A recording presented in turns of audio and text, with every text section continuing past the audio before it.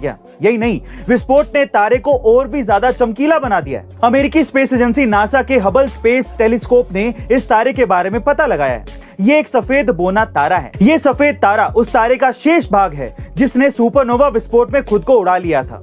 ये सफेद बोना तारा NGC 1309 नाम की एक स्पाइरल गैलेक्सी में रहता है। वैज्ञानिकों ने इन तारों को ज़ोंबी स्टार्स का नाम दिया है, वो जो मर तो गए हैं लेकिन पूरी तरह से नहीं।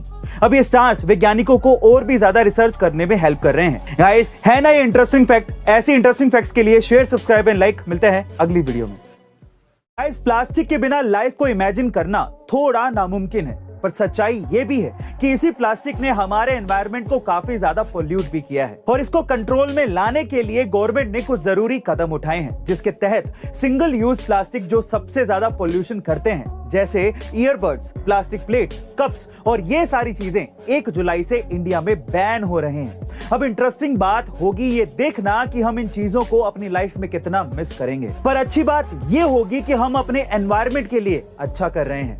मैं आपसे सिंपल सवाल पूछता हूं कि आपको क्या लगता है कि हमें और कौन कौन सी चीजें एनवायरनमेंट को सेव करने के लिए बैन कर देनी चाहिए? ऐसी इंटरेस्टिंग फैक्ट्स के लिए शेयर, सब्सक्राइब एंड लाइक। मिलते हैं अगली वीडियो में। गाइस, प्लास्टिक के बिना लाइफ को इमेजिन करना थोड़ा नामुमकिन है, पर सच्चाई ये भी है कि इसी प्लास्टिक ने हमारे एनवायरनमेंट को काफी ज्यादा पोल्यूट भी किया है और इसको कंट्रोल में लाने के लिए गवर्नमेंट ने कुछ जरूरी कदम उठाए हैं, जिसके तहत सिंगल यूज प्लास्टिक जो सबसे ज्यादा पोल्यूशन करते हैं, जैसे ईयरबड्स, प्लास्टिक प्लेट्स, कप्स और ये सारी चीजें 1 जुलाई से इंडिया में बैन हो रहे हैं। अब इंटरेस्टिंग बात होगी ये देखना कि हम इन चीजों को अपनी लाइफ में कितना मिस करेंगे, पर अच्छी बात ये होगी कि हम अपने एनवायरनमेंट के लिए अच्छा कर रहे हैं। मैं आपसे सिंपल सवाल पूछता हूं कि आपको क्या लगता है कि हमें और कौन कौन सी चीजें एनवायरनमेंट को सेव करने के लिए बैन कर देनी चाहिए? कमेंट सेक्शन में जरूर लिखिएगा और ऐसे अमेजिंग वीडियोस के लिए शेयर, सब्सक्राइब एंड लाइक। मिलते हैं अगली वीडियो में। टोनी कक्कड़ के गाने चाहे कैसे भी हों, लेकिन बंदा दिल का बहुत शानदार है। कैसे? चलिए जानते हैं। रिसेंटली टोनी कक्कड़, नेहा कक्कड़ और हनी सिंह का एक गाना रिलीज हुआ और उस गाने को सुनने के बाद एक यूजर ने टोनी को टैग करके लिखा कि टोनी, तुम्हारे गाने सुनने से अच्छा है कि मैं जहर खा के मर जाऊं। तो उसके बाद जो टोनी ने रिप्लाई किया वो तारीफ के काबिल है। टोनी ने कहा कि तुम प्लीज मत मरो, तुम मेरे गाने मत सुनो, तुम्हारी जिंदगी बहुत ज्यादा कीमती है। सो टोनी कक्कड़ आएंगे जाएंगे, खुदा करे तुम्हें मेरी भी उम्र लग जाए। गाइस, सही है ना? इस बात पर टोनी कक्कड़ के लिए एक हार्ट तो बनता है। गाइस, ऐसी अमेजिंग वीडियोस के लिए शेयर, सब्सक्राइब एंड लाइक। मिलता है अगली वीडियो में। टोनी कक्कड़ के गाने चाहे कैसे भी हों, लेकिन बंदा दिल का बहुत शानदार है। कैसे? चलिए जानते हैं। रिसेंटली टोनी कक्कड़, नेहा कक्कड़ और हनी सिंह का एक गाना रिलीज हुआ और उस गाने को सुनने के बाद एक यूजर ने टोनी को टैग करके लिखा कि टोनी, तुम्हारे गाने सुनने से अच्छा है कि मैं जहर खा के मर जाऊं। तो उसके बाद जो टोनी ने रिप्लाई किया वो तारीफ के काबिल है। टोनी ने कहा कि तुम प्लीज मत मरो, तुम मेरे गाने मत सुनो, तुम्हारी जिंदगी बहुत ज्यादा कीमती है। सो टोनी कक्कड़ आएंगे जाएंगे, खुदा करे तुम्हें मेरी भी उम्र लग जाए। गाइस, सही है ना?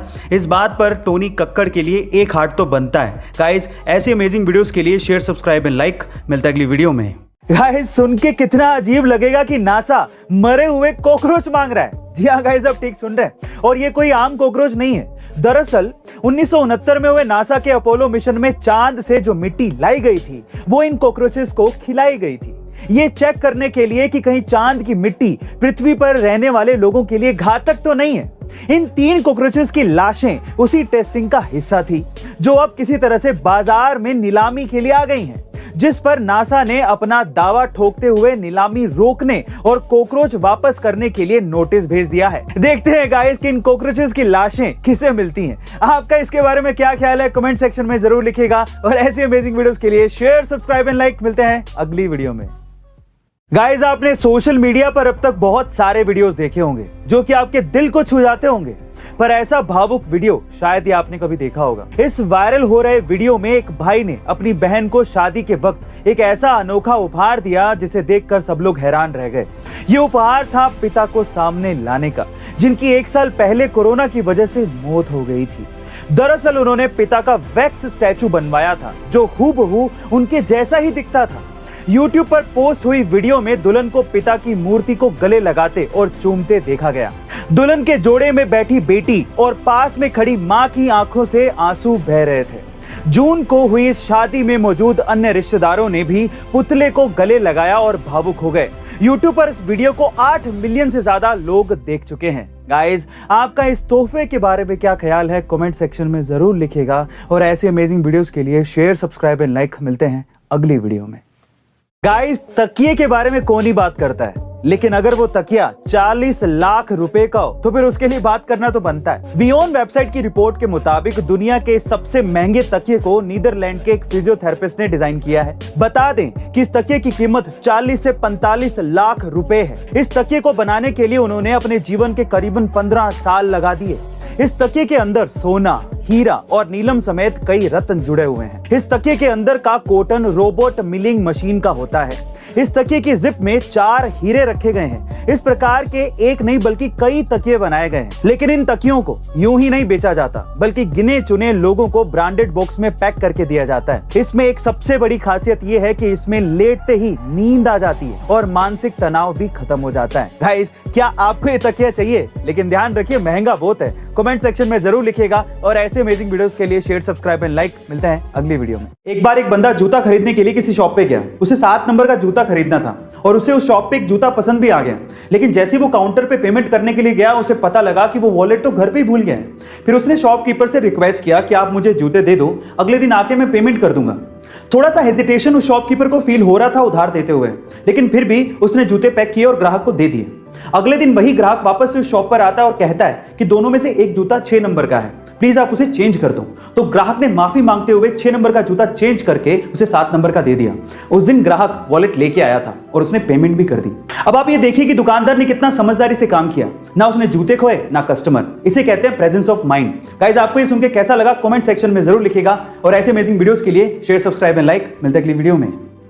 एक बार एक लड़का बाइक पे बहुत सारे अंडे रख के लेके जा रहा होता है, लेकिन अचानक से उसकी बाइक फिसल जाती है और उसके सारे के सारे अंडे फूट जाते हैं। आसपास के लोग तब इकट्ठा होकर उसे टोंट करना शुरू कर देते हैं कि तुझे दिखाई नहीं देता है क्या, तुझे ढंग से बाइक नहीं चलानी आती है क्या। इतने में ही उस भीड़ में से एक बूढ़ा सा अंकल निकल के आता है और उस लड़के से कहता है कि बेटा, तुम्हारे सारे अंडे फूट गए हैं, अब तुम अपने मालिक को क्या जवाब दोगे? चलो मैं तुम्हारी मदद करता हूं, ये मेरे पास 30 रुपए हैं, तुम रख लो। उस बूढ़े अंकल को देखकर आसपास के बाकी लोग भी उस लड़के की मदद करने को आगे आते हैं और थोड़ा थोड़ा पैसा देते हैं। इतने में उसके पास अंडे जितने फूटे थे उतने पैसे इकट्ठे हो जाते हैं और वो बाइक पे तब जाने वाला होता है। इतने में ही पीछे से कुछ लोग उसको बोलते हैं कि तुम बहुत लकी हो, अगर वो बूढ़ा अंकल ना होता तो तुम्हारा आज क्या होता। तो फिर वो लड़का जो कहता है वो आप लोगों को सुनना चाहिए। वो लड़का कहता है कि वो बूढ़ा अंकल ही मेरा मालिक था। गाइस, आपको इस कहानी में क्या समझ में आया कमेंट सेक्शन में जरूर लिखिएगा और ऐसे अमेजिंग वीडियोस के लिए शेयर, सब्सक्राइब एंड लाइक। मिलते हैं अगली वीडियो में। ये घटना घटी औरंगाबाद में, जहां पर एक 22 साल की महिला ने 2 जुड़वा बच्चों को जन्म दिया, लेकिन कुछ कॉम्प्लिकेशंस की वजह से खून का बहना बंद ही नहीं हो रहा था। डॉक्टर्स ने सब कुछ ट्राई कर लिया, लेकिन खून का बहना नहीं रुका। तो वहां पर एक सीनियर नर्स थी जिनका नाम था नैनेश्वरी गाडके। उन्होंने एक आइडिया दिया। उन्होंने कहा कि मां को अपने बच्चे को दूध पिलाना चाहिए। अब ऐसी अवस्था में अपने बच्चे को दूध पिलाना सबको एक अजीब सा आइडिया लगा, लेकिन फिर भी जैसे ही मां ने बच्चे को दूध पिलाना शुरू किया, उस मां की ब्लीडिंग रुक गई। पर सवाल यह था कि ऐसा कैसे हो गया?